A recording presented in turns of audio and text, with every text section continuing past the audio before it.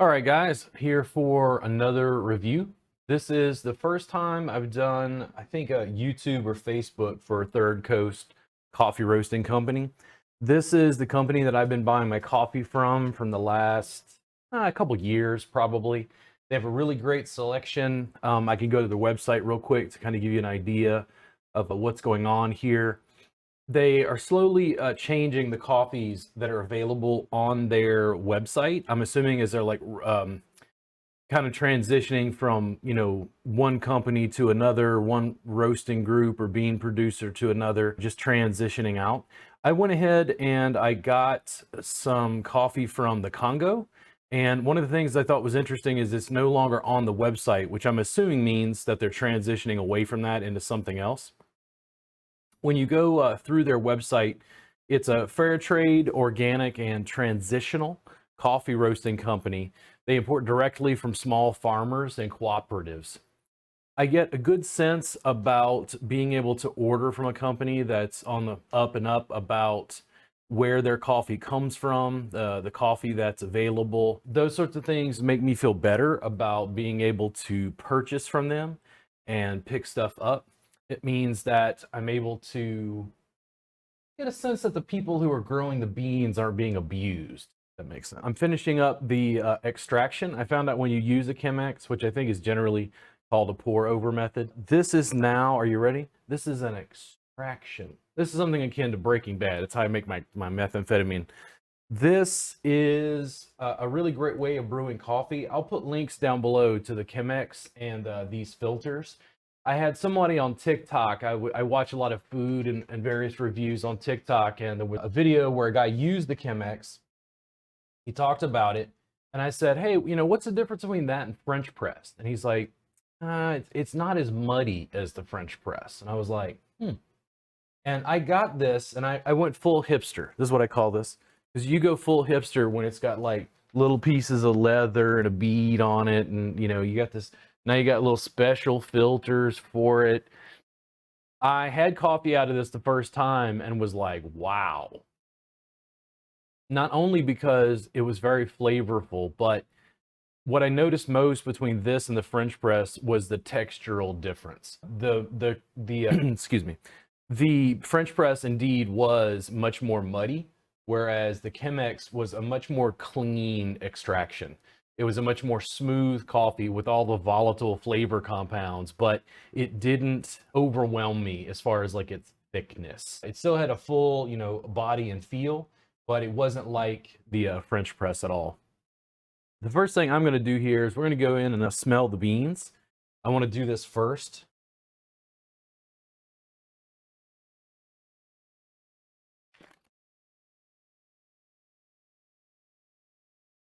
Kind of deep roasted, almost like chocolate.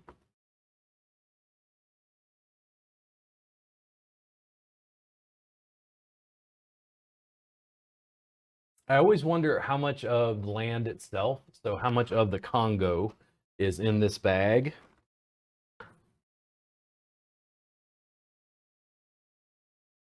It's really dark chocolate, roasted, creamy, it's dense. I'm not getting a lot of floral compounds. It doesn't have light notes. Very earthy.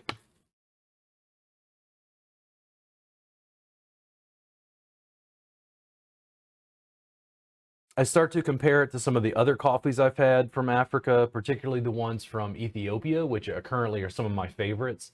The coffees from Ethiopia that I've gotten from Third Coast have an amazing flavor profile that, again, I can't figure out if it's the terroir, a Terroir. Can't figure out if it's a land or is it something in the roasting process, because the beans have a different flavor compound, different flavor profile.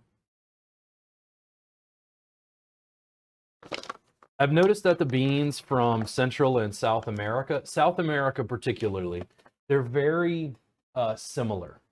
I get a similar flavor from Peru, from Colombia, from Brazil.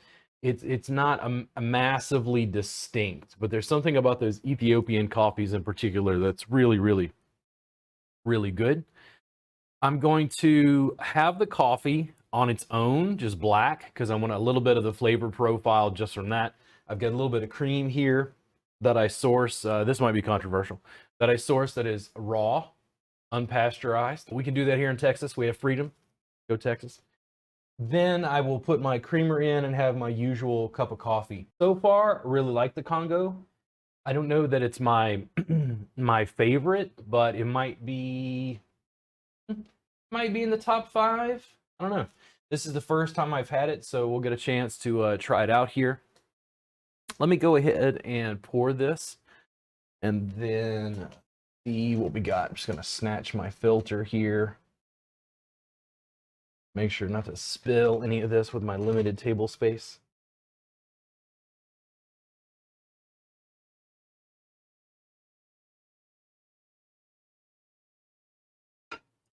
And I poured just a little so that it would be cool. I want it to cool down rapidly so I can go ahead and just get a good taste off of it.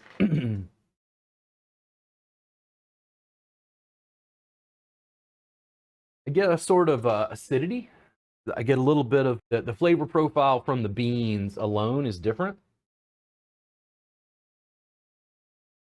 Warm, kind of a hazelnut toasted.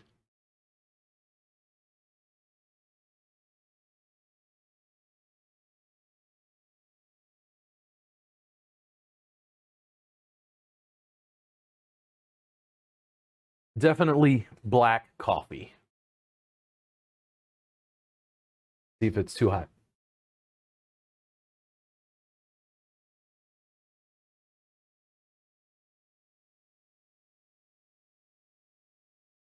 It's not burnt. A little bit of caramel. Very, very, just a small amount I took in my mouth. Toasted rice. It makes me think of toasted rice.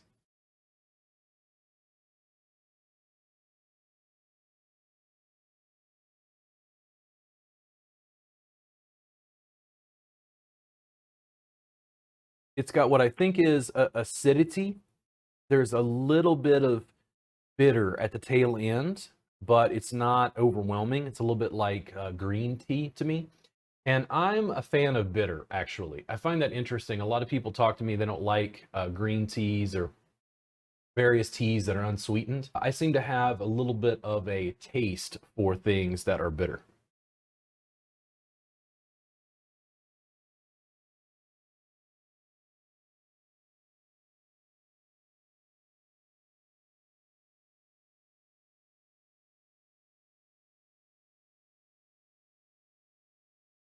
I think this tastes different than what I've had from Central and South America.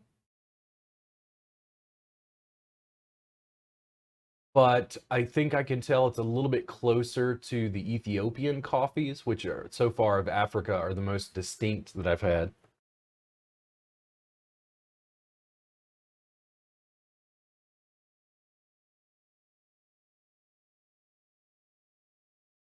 I want to say tannins.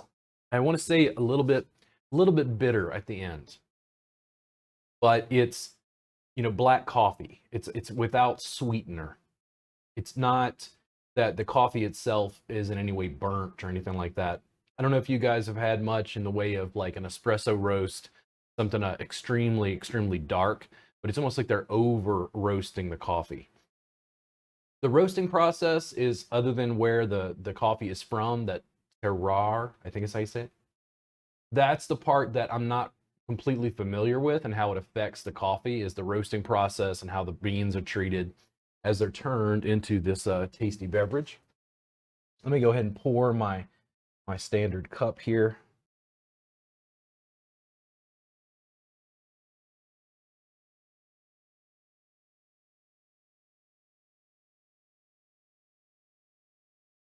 And I'm gonna add my creamer here in a second.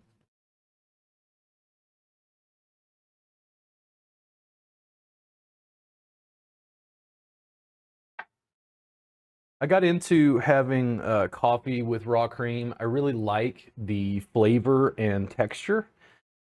The cream that I purchase is not homogenized. I'll deal well with cream from the store. Usually if I'm making cold brew coffee, or I want to make some sort of foam or whip the cream in some way, I do a salted sweet cream over cold brew pretty regularly. I tend to use the stuff from the store for that, but in my daily coffee, the raw cream is just super, super nice.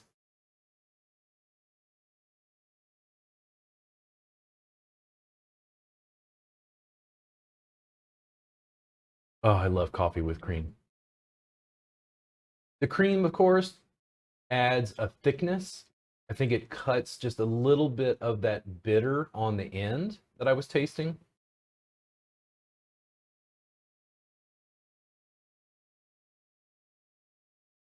I don't think the flavor profile on this, again, is the most distinct of the other coffees that I've had, particularly the ones from Ethiopia.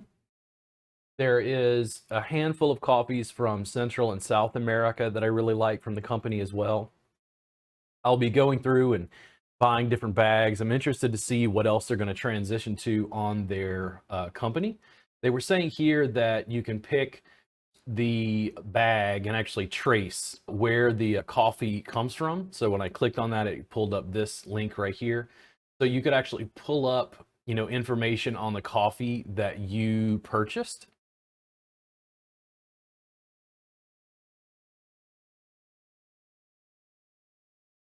I don't ever buy decaf. Having a little bit of information about the roaster, where the stuff is from, actually makes me feel very nice.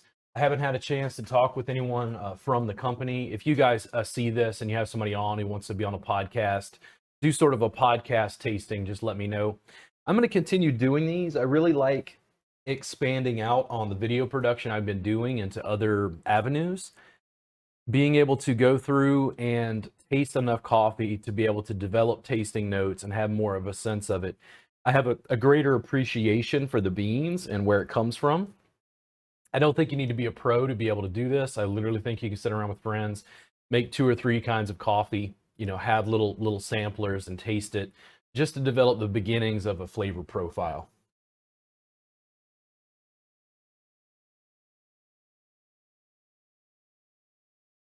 Rich, smooth, creamy.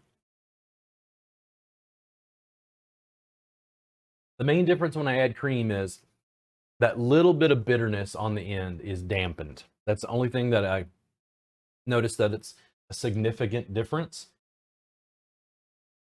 Great coffee. I would check this out. I think after the Ethiopian coffees so far of what I've had from Africa, this is probably my favorite. Pretty standard, not mind-blowing as far as its flavor profile.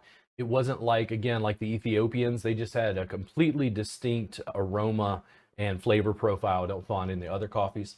You guys check it out. Thank you so much to Third Coast Coffee Roasting Company for keeping me alive during COVID. I drank a lot of your beans through the pandemic, working on video production. I really appreciate you guys.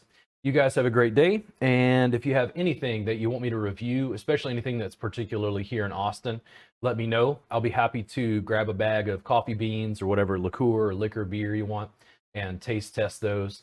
Interested to build a set of my palate, build a flavor profile. You guys have a great, great day.